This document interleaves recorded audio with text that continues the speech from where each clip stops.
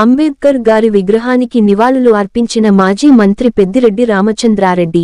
Babasaheb doctor BR Ambedkar గారి 69వ వర్ధంతి సందర్భంగా మాజీ మంత్రి పెద్దిరెడ్డి రామచంద్రారెడ్డి అంబేద్కర్ విగ్రహానికి పూలమాల వేసి నివాళులు అర్పించారు.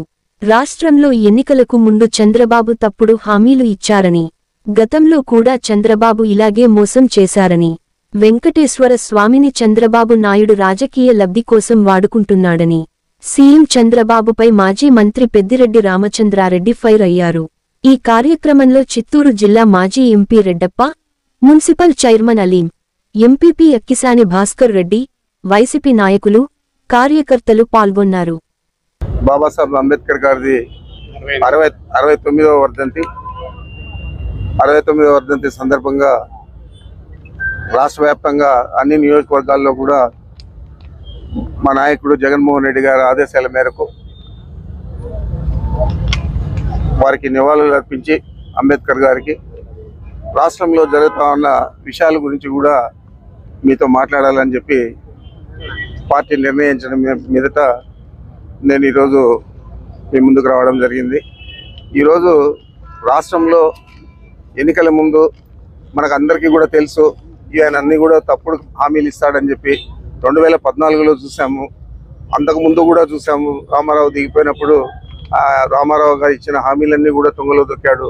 మరి ఆ విధంగా ఈరోజు హామీలను అడిగితే సోషల్ మీడియా నెటిజన్లను కానీ ఆ యువకులందరినీ కూడా సోషల్ మీడియాలో మీ హామీలు నెరవేర్చలేదని అడిగితే వాళ్ళందరినీ కూడా అనేక రకాల ఇబ్బందులు పెట్టి మానసికంగాను శారీరకంగాను వారిని పోలీసుల ద్వారా చాలా ఇబ్బందులు పెట్టి అనేక ఇక్కడ జరిగితే ఇతన్ని తీసుకుపోయి శ్రీకాకుళంలో పెట్టడం, శ్రీకాకుళం తీసుకొచ్చి ప్రకాశం జిల్లాలో పెట్టడం, ఈ విధంగా అనేక రకాల కేసులు పాతవన్నీ కూడా తోడి చేస్తూ ఉన్నారు.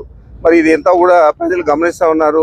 హామీలు నెరవేర్చకుండా హామీలను నెరవేర్చండి అని అడిగితేనే ఈ విధంగా ఇబ్బందులు చేస్తూ ఉన్నారంటే దాని గురించి మనం ఆలోచన చేయాలని చెప్పి మీకు మనవి చేస్తూ ఉన్నా.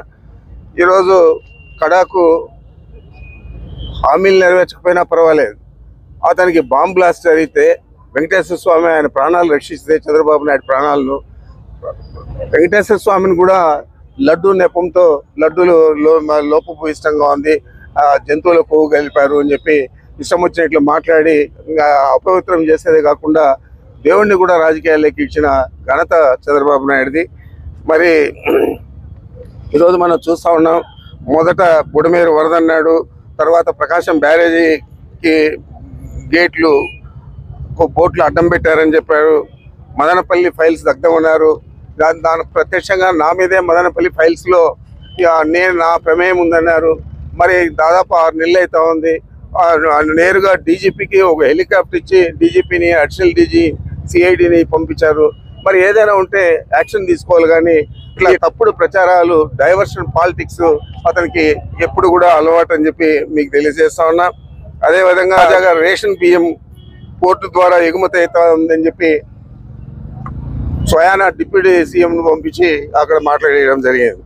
ఆ తుదకు కరెంట్ ఛార్జీలు పెంచేదే కాకుండా ఆదానికి సెకీ ఆదానిది, ఆ సెకీకి డబ్బులు తీసుకొని ఇచ్చారు అని చెప్పి తప్పుడు ప్రచారం చేశారు.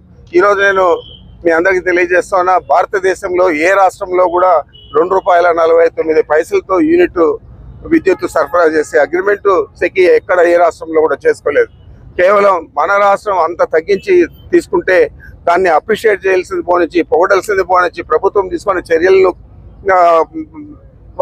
సమర్థించాల్సింది పోనిచ్చి దానికి కూడా అవినీతి అండగట్టడం జరిగింది.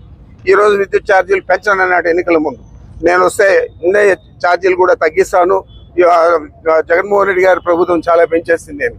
6 నెలలు కూడా కాలేదు. 6 నెలల్లోనే ఒకసారి 6,072 కోట్లు, ఇంకొకసారి 9,412 కోట్లు పెంచడమే కాకుండా 15,485 కోట్లు ఈ ప్రజల మీద భారం మోపి ఈ నెల బిల్లుల్లోనే 58 పైసలు ఒక యూనిట్కు పెట్టడం జరిగింది. మరి రేపు నెల, వచ్చే నెల పెట్టి ఏప్రిల్ మాసంలో వచ్చే బిల్లులో ₹2 పైచీలకు ఒక యూనిట్ ధర పెంచడం జరిగింది. మరి ఎంతవరకు ఇది సమర్థనీయం?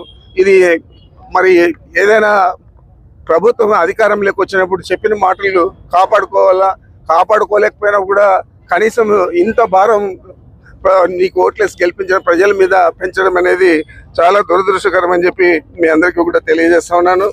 ఎస్టీ ఎస్సీ కాలనీలు ఎప్పటి నుంచో ఎన్నికలైనప్పటి నుంచి ఇప్పుడు దాకా అన్ని నెలలకు కూడా బిల్లులు కట్టి మన ప్రభుత్వం 200 యూనిట్లు ప్రతి ఎస్సీ కుటుంబానికి కూడా ఉచితంగా ఇస్తే ఈరోజు బిల్లులు కట్టి ఆ బిల్లులు చెల్లిస్తే సరే, లేకపోతే కరెంట్ కట్ చేస్తామని చెప్పి చర్యలు తీసుకుంటామన్న పరిస్థితులు మనం చూస్తూ ఉన్నాం.